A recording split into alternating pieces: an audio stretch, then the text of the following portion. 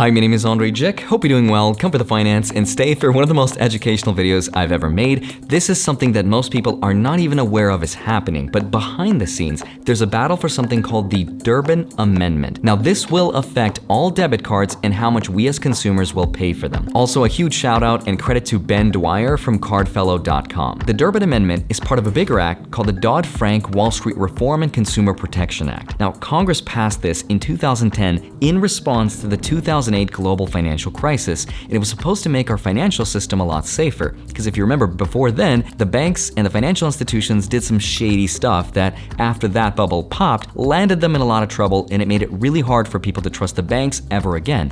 So the Dodd-Frank Act was passed to make sure that something like that would never happen again. Now, the law also created a special agency called the Consumer Financial Protection Bureau, and it was made to make sure that finance companies were treating people fairly and not using their information against them. Now, as part of that law, though, there was also something called the Durbin Amendment, and this made it cheaper for stores to accept our debit cards. Have you ever went to a store and used your debit card to pay for something, and the store person was like, "That's an extra 50-cent charge for using a debit card"? Well, there's a reason for that, because every time we buy something and we use a debit card to pay for it, that store has to pay a small fee to the issuing bank of that card. The fee is capped at a special rule of 0.05% of the total transaction plus a flat fee of 21 cents plus 1 penny for fraud protection. Now, this is known as the interchange fee. Sometimes people refer to as the swipe fee, but it is not a swipe fee. It is so much more complicated than that. Now, the banks that have been affected by this Durbin cap were the big banks that taxpayers bailed out in 2008. In other words, banks that had $10 billion in assets or more. The smaller banks that had less than that were not affected by this Durbin cap at all. So that is the first part of the Durbin Amendment, which is the interchange cap. I apologize for talking a little bit fast, but there's a lot to get through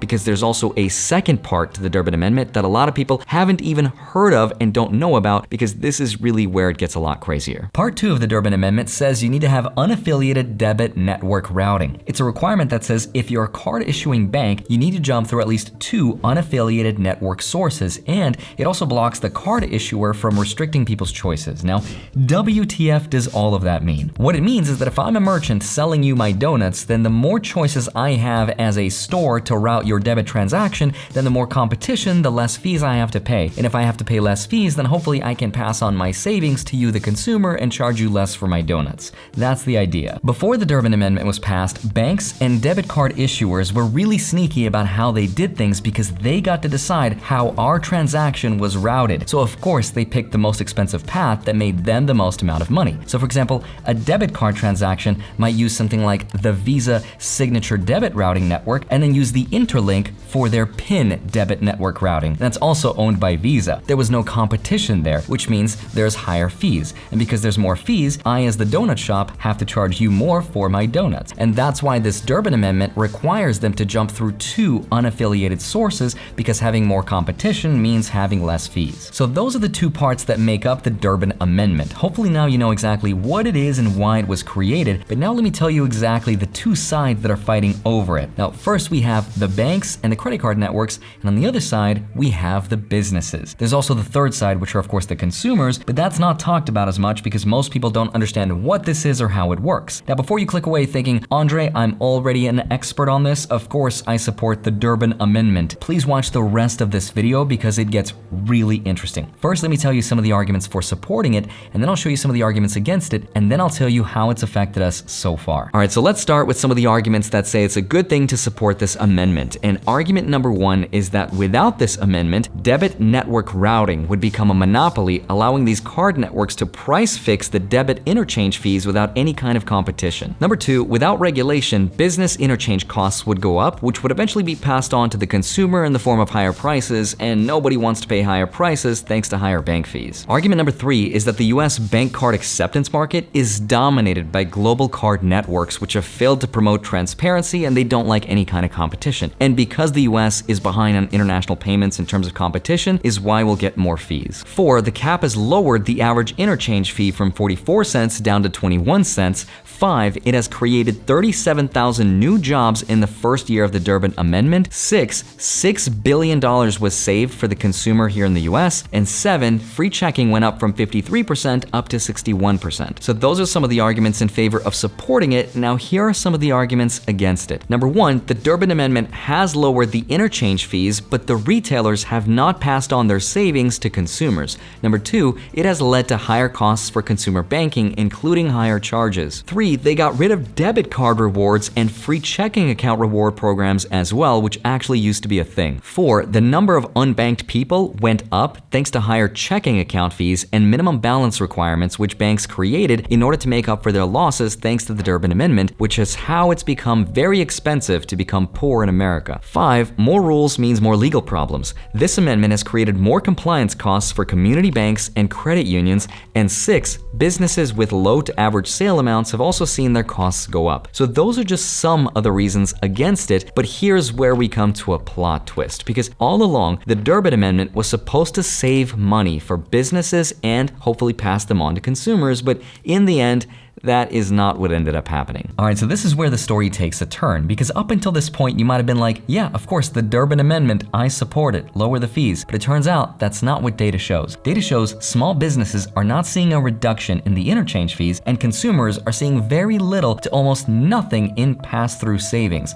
And this blew my mind because in reality, the one who's paying the interchange fee is not the merchant, it's actually the card issuing banks. You see, merchants negotiate with the institutions to pay something called the MSC, or the merchant discount. That means I, as the merchant or the small business owner, which in this case is a donut shop, have to negotiate with your card's financial institution to see how much I have to pay them. The Durbin cap is not affecting the cap on how much I pay them, the Durbin cap affects them, the credit card companies and these card issuing banks, which means however this deal is negotiated really decides who the real winners are. They purposely designed it to be this insanely confusing because it's actually made up of three different parts. It's made up of the interchange fee, assessments, and processing markup. Now, this is what the MSC actually is, and that's what I, as a small business owner, would have to negotiate with the issuing bank. Now, this is insanely confusing, and they're counting on me being confused because what they actually want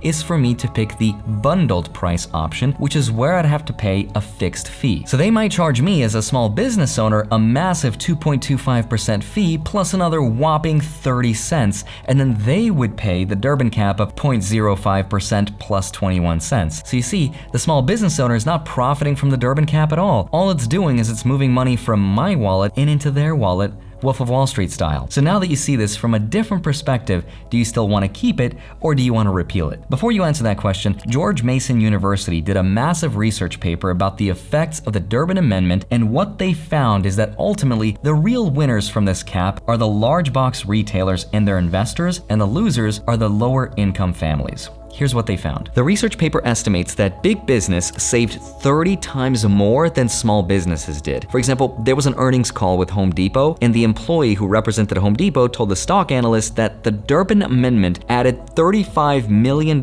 per year to the bottom line profits of Home Depot thanks to the amendment, with no plans of passing on those savings to consumers. And this is because of three major reasons. First, large retailers and big businesses can use their bigger bargaining power to lower their merchants' service charge from the issuing bank. Two, because most people shop at their favorite retailer, there's a lot less of an incentive from the big business to pass on those savings to consumers because they shop there anyway. Three, small businesses have not seen their merchant discount rate go down, which means they have nothing to offer to pass on as savings to consumers, which means they pose less of a threat and competition to the big business, which would have otherwise been forced to pass on their savings as well. Unfortunately, evidence shows they have not. But what's crazy is that even if all of the interchange fee savings would be passed on from bank to merchant and merchant to consumer, the Durbin Amendment would save the average consumer 7 cents on a $40 purchase. Now, if you're a big retailer with thousands of returning customers every single year, that adds up to a lot of money.